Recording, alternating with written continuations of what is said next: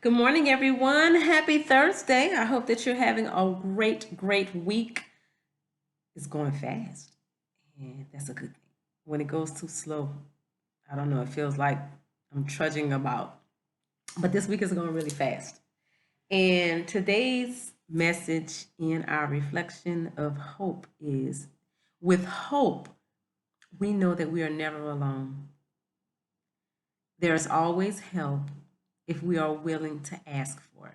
And whenever I see that line, whenever I hear something like that, it makes me think of Harry Potter when things are going on. And I think the first time that Dumbledore says it, the kids are, I don't know, in some common area sleeping, and of course Harry is pretending to sleep. He's eavesdropping on the adults having a conversation about the danger at the school. And Dumbledore says to a teacher, who's of course upset about the kids being in danger, and he says, because he knows that Harry is listening, help will always be given at Hogwarts to those who ask for it. And then later on, he might says to those who deserve it, deserve it, ask for it.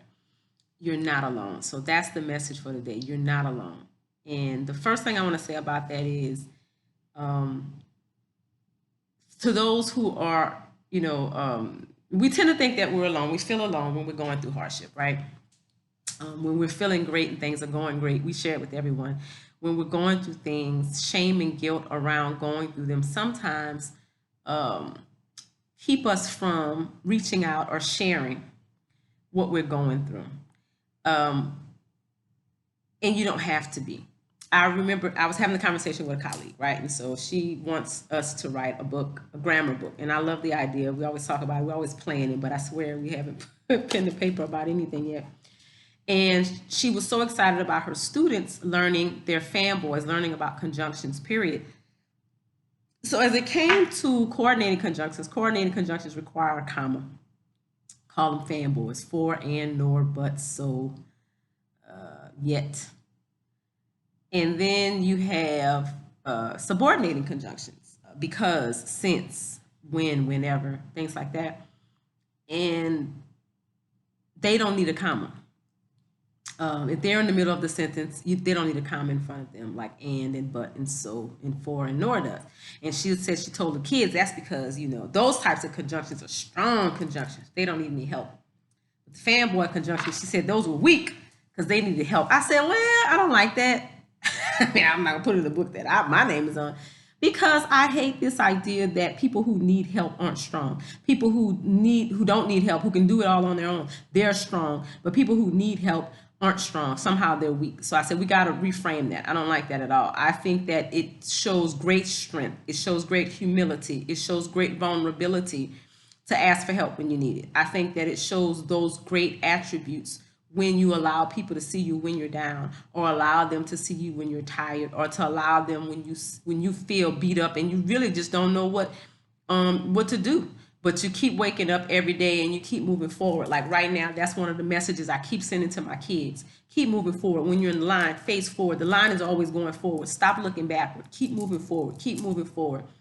One of the messages this week as it pertains to hope is always have confidence that things are going to work out the way they're supposed to. Be confident.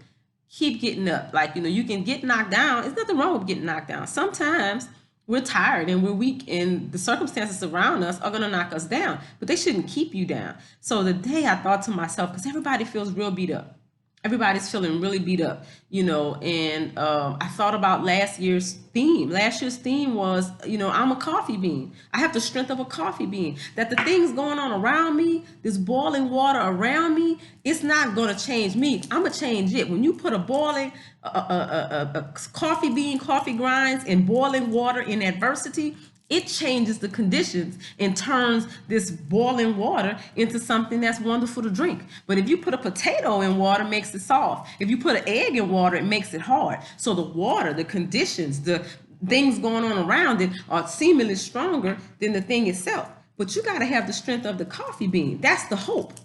That's the hope. The hope that no matter what's going on around me, I can do it. And when I can't do it by myself, I have loved ones and friends around me that are going to help me. So that's the second part of my message. Sometimes you have to ask for help, right? But I tell you what, if you surround yourself with the quote unquote right people, and I mean people who are going to pour into you and love on you, who are there for your best interest, they come to you before you even have to call them.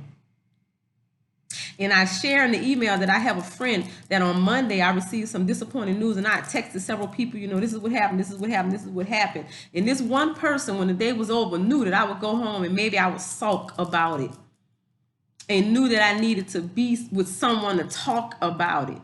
And before I could leave and go home and do that thing, that person said, no, let's go get something to eat, let's hang out.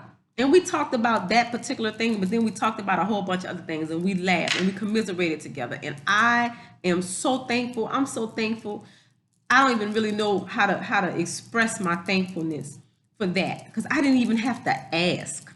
That's when people know you. When you don't even have to ask, when you don't even have to say anything. Because when I tell you, I only communicated that message via text, and it was a very short, brief message with no emotions on it.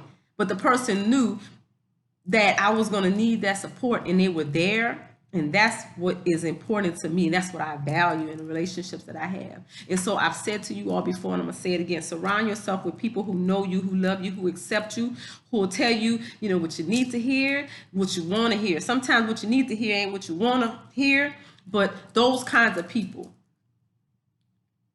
who will speak life unto you, so that when the things around you knock you down, they'll prop you back up, and they'll, bring you back. They'll get that vigor. They'll speak all of that wonderfulness to you so that you can go back out in the world and face it another day. So my message to you guys is, you're not alone unless you want to be alone, unless you're creating aloneness, unless you're isolating. And sometimes we do that. And I'm telling you to get out of that habit of isolating and go out there and let somebody love on you and love you through what you're going through. All right.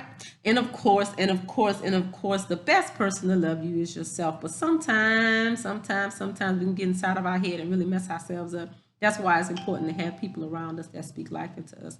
But ultimately, the goal is that we learn how to encourage ourselves. That's one of my favorite gospel songs, Encourage Yourself. Today's message is, we are not alone. You are not alone. You are not alone. You are not alone. Remember that. And as you remember that, remember to do things that are kind to yourself. Remember to do things that are examples of kindness for others. And smile a lot, because it makes you feel better, makes you look better. And go on and have a wonderful day, everybody. Thank you so much for tuning in. I love each and every one of you, and I hope that this message has provided you with something that you needed.